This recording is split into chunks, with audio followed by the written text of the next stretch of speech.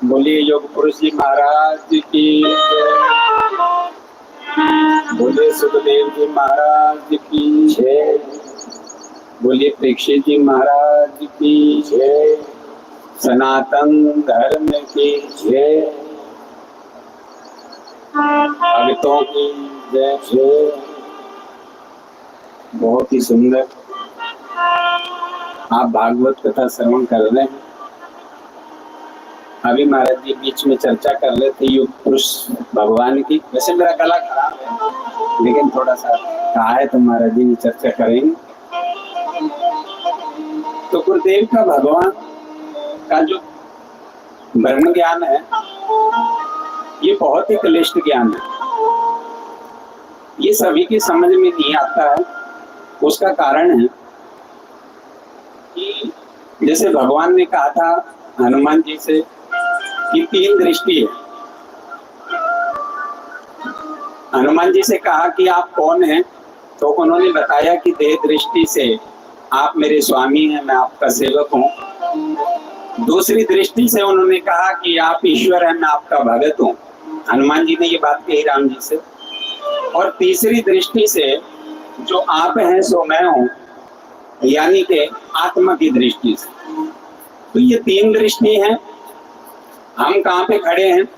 क्या हम शरीर की दृष्टि पर खड़े हैं, या हम भगत हैं, या हम आत्मा की दृष्टि पर हैं? तो अब हमारा लेवल क्या है ये हमें देखना है। तो गुरुदेव का ज्ञान जो है ये आत्म ज्ञान है। देह के बारे में तो आप सभी लोग जानते ही हैं।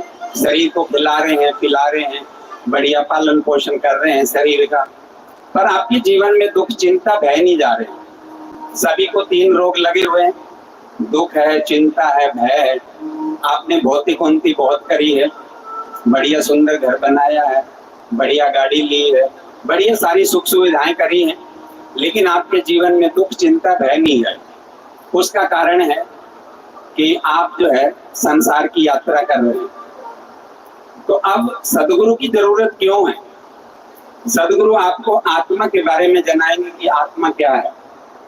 जब तक आप आत्मा को नहीं जानेंगे तब तक आप दुख चिंता भय से पार नहीं हो सकते।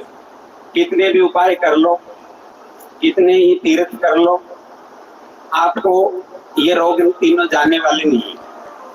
तो गुरुदेव कहते हैं कि इसकी जिज्ञासा किसको होती है? आत्मज्ञान की। बोले जिसकी संसारिक भोगों में रुचि नहीं है, जिसको संसार के भोग अच्छे नहीं लगते हैं, जिसको वैराग्य हो गया, वो इस ज्ञान का अधिकारी है। सब अधिकारी नहीं। अष्टावक्र जी ने 4 तरह के लोग बताए हैं। पहले मूढ़ हैं, दूसरे अज्ञानी हैं, तीसरे जिज्ञासु हैं और चौथे ज्ञानी हैं। तो मूढ़ आदमी और अज्ञानी आदमी इसका पात्र नहीं है। क्यों? क्योंकि उसको सांसारिक भौतिक सुखों में अच्छा लगता है। लेकिन जो जिज्ञासु है उसको ये ज्ञान अच्छा लगता है। क्यों? क्योंकि उसकी और कोई चाहना नहीं है, कोई और इच्छा नहीं है, केवल वो आत्मा को जानना चाहता है। तो उसको फिर सदगुरु मिलते हैं। सबको सदगुरु नहीं मिलते हैं। कहा भी है तीर्थ गए एक फल, संत मिले फल 4। तीर्थ जाने से एक फल मिलता है और संत मिलने से 4 फल मिलते हैं, अर्थ धर्म काम और मोक्ष।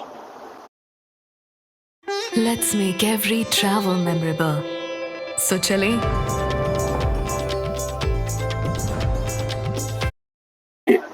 अर्थ धर्म काम और मोक्ष।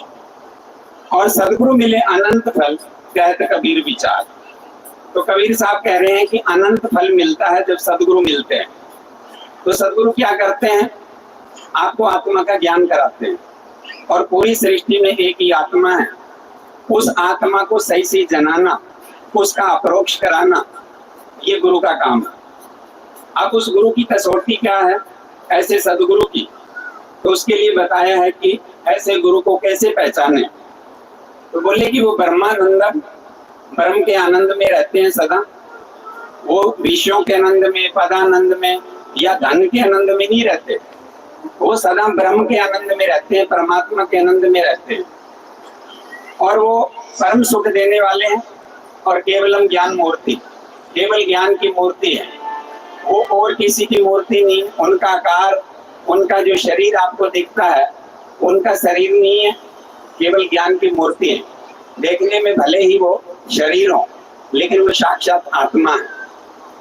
द्वंद्वातीतम, वो सारे द्वंद्वों से परे हैं। गगन सदृशम, आकाश की तरह है। जैसे आकाश बहुत बड़ा है, हम सब आकाश में रहते हैं, तो गुरु क्या है? आकाशवत है, यानी आकाश से भी बड़े हैं। और तत्व से आदि लक्ष्य, वो तत्व है जिसका कभी नाश नहीं होता, ये गुरु की परिभाषा है। फिर कहा है एकम नित्यम, वो एक है। विमल अचलम, वो पवित्र हैं और सदा रहने वाले हैं। फिर कहा सर्वदी साक्षी भूतम, सारी बुद्धियों के वो साक्षी है। आप सबके पास बुद्धि है, ऐसा कोई नहीं है जिसके पास बुद्धि ना हो। तो सारी बुद्धियों का जो साक्षी है, जो गवाह है, वो गुरु है। फिर कहा है भावातीतम, सारे भावों से परे हैं। त्रिगुण रहितम, तीनों गुणों से पार हैं। और सदगुरुतम नमामि, तो ऐसे गुरु की वंदना करी गई है। यही गुरु आपको आत्मज्ञान करा सकता है, यानी सभी नहीं करा सकते। क्यों? क्योंकि वो इसमें सक्षम नहीं है। आपको बहुत गुरु पुण्यों में लगा देंगे, आपको उपवास में लगा देंगे, कर्म कांडों में लगा देंगे, लेकिन वो आत्मा का परोक्ष नहीं करा सकते। तो ऐसे सदगुरु जिनको मिलते हैं वो जिज्ञासु होते हैं। तो हम जिज्ञासु हो जाएं, जिसको केवल और केवल मुक्ति चाहिए वो जिज्ञासु है। उसको ये आत्मा की जिज्ञासा उत्पन्न होती है, इतनी ललायत होता है कि उसके लिए फिर आपको सुनने की इच्छा पैदा होती है। कौन सी? वेदांत की चर्चा।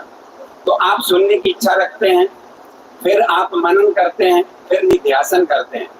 ये तीन काम जब होते हैं, श्रवण मनन निध्यासन, फिर आत्मा का आपको पता चलता है, आत्मा की पहचान होती है कि आत्मा क्या है। अभी हमें जो दिखाई दे रहा है ये सब दृश्य मात्र है, प्रतीति मात्र है। अभी हमें यही ज्ञान है कि जो दिख रहा है इसको हम सत्य मान रहे हैं। पर सदगुरुदेव भगवान कहते हैं कि आत्मा दिखाई नहीं देता, बल्कि देखने वाला है। वो देखने वाला है, जो दिखता है वो नाशवान है। जो दिखे सो सकल विनाशी, जो जाने सो अविनाशी। तो जो इसको नाशवान को जान रहा है वो अविनाशी है, वही आत्मा है। तो इसलिए गुरु क्या है? गुरु का पद भी बहुत ऊंची है, क्योंकि उन्होंने अविनाशी पद को जान लिया। अभी जो परिभाषा बताई है, तो गुरु जो है आत्मा में रमण करते हैं, ब्रह्म में रमण करते हैं, तो वो गुरु हैं। तो अब हमें जो नाशवान है वो सबको दिख रहा है, पर जो अविनाशी है वो नाशवान को जान रहा है। अब जैसे आपका देह नाशवान होता है, सबको पता है कि हम नहीं रहेंगे। आपका बचपन नहीं रहा, जवानी नहीं रही, बहुतों की जवानी है तो नहीं रहेगी, बुढ़ापा नहीं रहेगा, चला जाएगा। तो इस देह को कौन जान रहा है? तो आप सबके अंदर घट में है जो अविनाशी, वो अविनाशी जान रहा है। फिर आपकी इंद्रियों को भी अविनाशी ही जान रहा है। आपका मन बदल जाता है, मन को भी अविनाशी जानता है। और फिर आपकी बुद्धि भी बदल जाती है। आपने कहा मैंने कोई चीज रखी थी और मेरे दिमाग में नहीं आ रही, तो कहाँ है? तो यानी आपका दिमाग बदलता है, बुद्धि बदलती है, तो इस बुद्धि को भी आत्मा जानता है। मन, आप कहते हैं मैं आज सुखी हूँ, मैं आज दुखी हूँ, तो ये सुख दुख को कौन जान रहा है?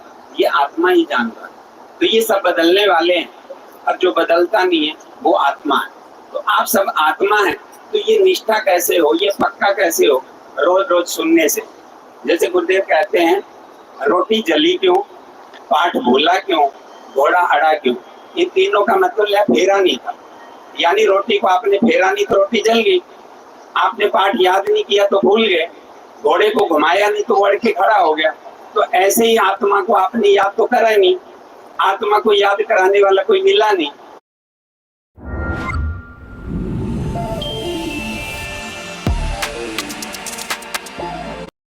कराने वाला कोई मिला नहीं, तो आत्मा की याद कैसे आए? तो पूरी सृष्टि में एक ही आत्मा है और वो आप हैं, ऐसा गुरुदेव जनाते हैं। और जो जान जाता है उसके जीवन में दुख, चिंता, भय तीनों नहीं रहते हैं। वो सदा, वो भी आनंद में पहुंच जाता है और सदा उसको संतोष मिलता है, शांति मिलती है, वो परम धाम में रहता है। तो ये जीते जी यहाँ भी उसका आनंद है और में भी आनंद है। तो उसको कभी अभाव नहीं खटकता है। अभी हमें कमी खटकती है हमें लगता है कि हम अधूरे हैं। तो अधूरे हैं तो हम पूरा अपने को करने के लिए कर्म कर रहे हैं। कर्म क्यों कर रहे हैं? कि हम धन से बड़े हो जाएंगे, हम पद से बड़े हो जाएंगे, तो हम इससे बड़े हो जाएंगे।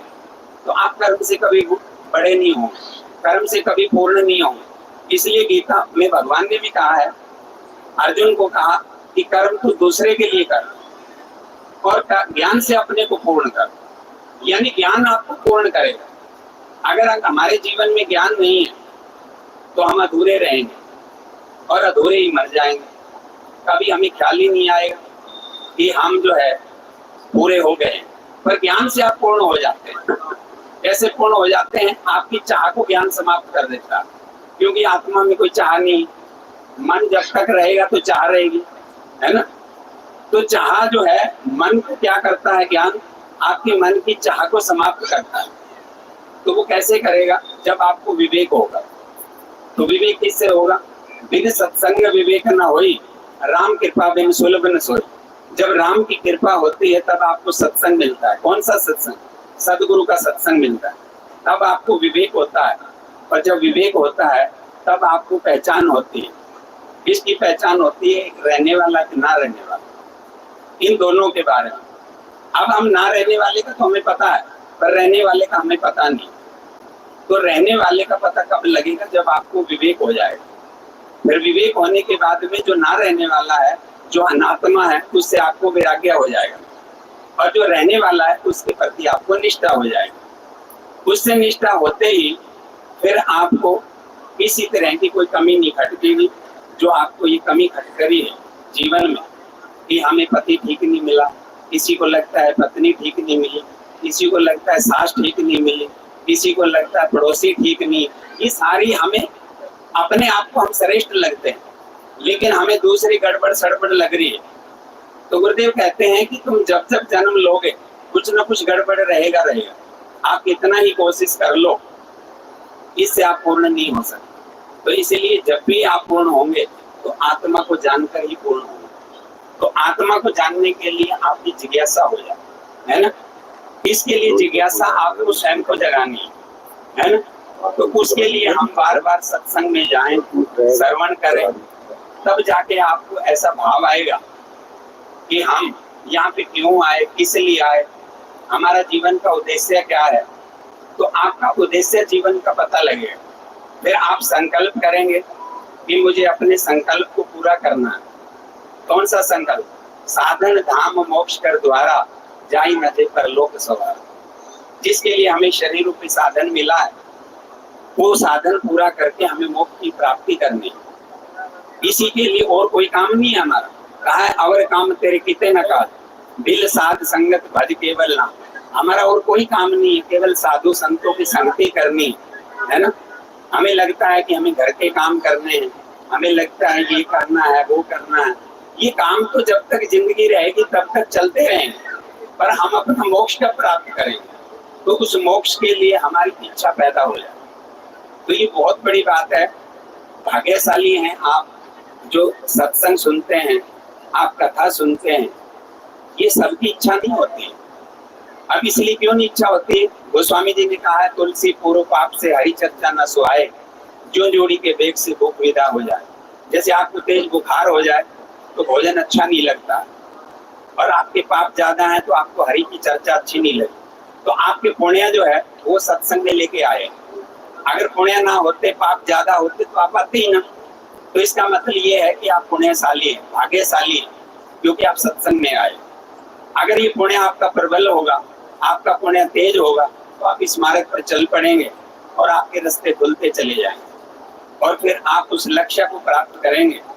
अभी महाराज जी कह रहे थे, जो ध्रुव ने पाया, जो प्रहलाद ने पाया, जो मीराबाई ने पाया, आप भी उसको पाएंगे, क्योंकि आप में कोई कमी नहीं है।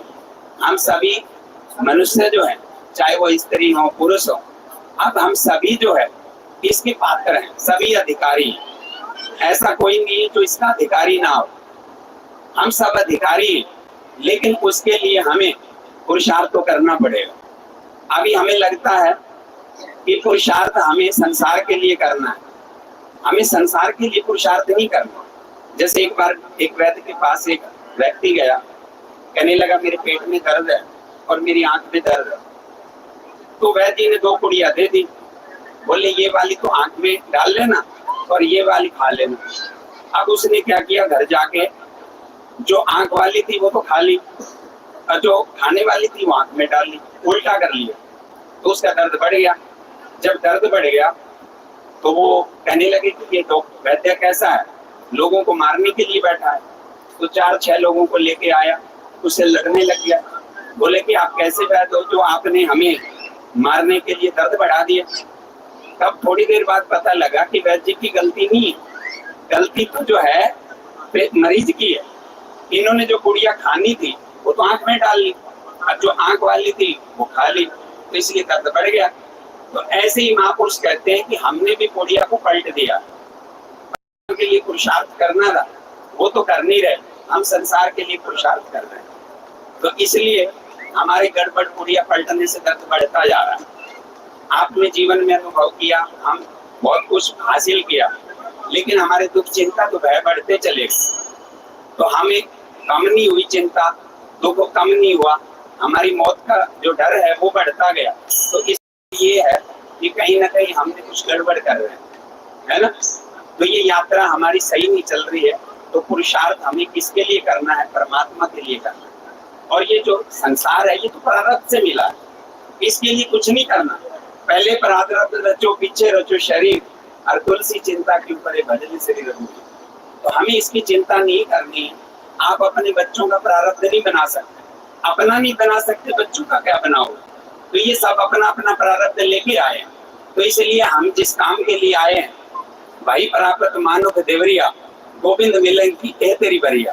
तो हमें गोविंद को, परमात्मा को पाने के लिए ये हमें शरीर मिला। तो कुछ मिलता ही नहीं। हम क्यों नहीं मिलता है, क्योंकि हम शर्त पूरी नहीं कर रहे। तो हमारी शर्त क्या है, बोले हरि व्यापक सर्वत्र समाना और प्रेम से प्रगट होई मैं। हरि कैसे मिलेंगे, बोले प्रेम से मिलेंगे। हरि तो सर्वत्र है, सब जगह है, पर प्रेम नहीं है हमारे पास। प्रेम कहाँ मिलेगा, बाजार में तो मिलता नहीं, और कहीं मिलता नहीं है प्रेम। तो प्रेम के लिए हम क्या करें, तो बोले कि ये प्रेम मिलेगा बिन सत्संग हरि कथा, ते बिन मोह न भाग, मोह गए बिना राम पद, होई न दृढ़ अनुराग। अनुराग बोलते हैं प्रेम को। बिना सत्संग के, हरि कथा के आपका मोह नहीं जाएगा। जो परिवार के प्रति, पदार्थों के प्रति, वस्तुओं के प्रति जो आपका मोह है, ये जाने वाला नहीं है और ये में दुख दे रहा है। तो इसलिए जब तक मोह नहीं जाएगा तब तक आपको प्रेम नहीं होगा, और प्रेम नहीं होगा तो परमात्मा नहीं मिलेंगे। क्योंकि साच कहो सुन ले सभी, जिन प्रेम किया तिन्हीं प्रभु पायो। तो प्रभु को वही पाएगा जिन्होंने प्रेम किया है। अब प्रेम के लिए हम सत्संग सुने तो ही मोह जाने वाला। तो मोह चला तो आपको अनुभव होगा कि मेरे अंदर प्रेम आ गया है, और परमात्मा प्रेम में अपने आप चले आते हैं, बुलाना नहीं पड़ता है। शबरी माता ने बुलाया थोड़ी है, अपने आप आ गए। वो तो वहीं बैठी बैठी याद करती रही। विदुरानी के घर पे आ गए, शबरी की कुटिया में आ गए, तो हमारे भी घर पे ही आ जाएंगे जब प्रेम प्रकट हो जाएगा। तो इसलिए प्रेम के लिए हम काम करें। तो प्रेम अगर हम चाहिए तो सत्संग में रोज आए। अब 7 दिन का शिविर है, तो 7 दिन लगातार आए, और निश्चित ही परमात्मा भी आपके अंदर प्रेम अंकुरित होगा और आपके भाग जागेंगे, आप धन्य हो जाएंगे, है ना। तो इसलिए हमें जीवन मिला है कि तो एक दिन भी जी मगर ताज बनकर जी, तो अमर गुणगान बनकर जी, अटल विश्वास बनकर जी, तो मत पुजारी बन, स्वयं भगवान बनकर जी, तो तू एक दिन भी। ठीक है जी, बोलिए सतगुरुदेव भगवान। बहुत धन्यवाद।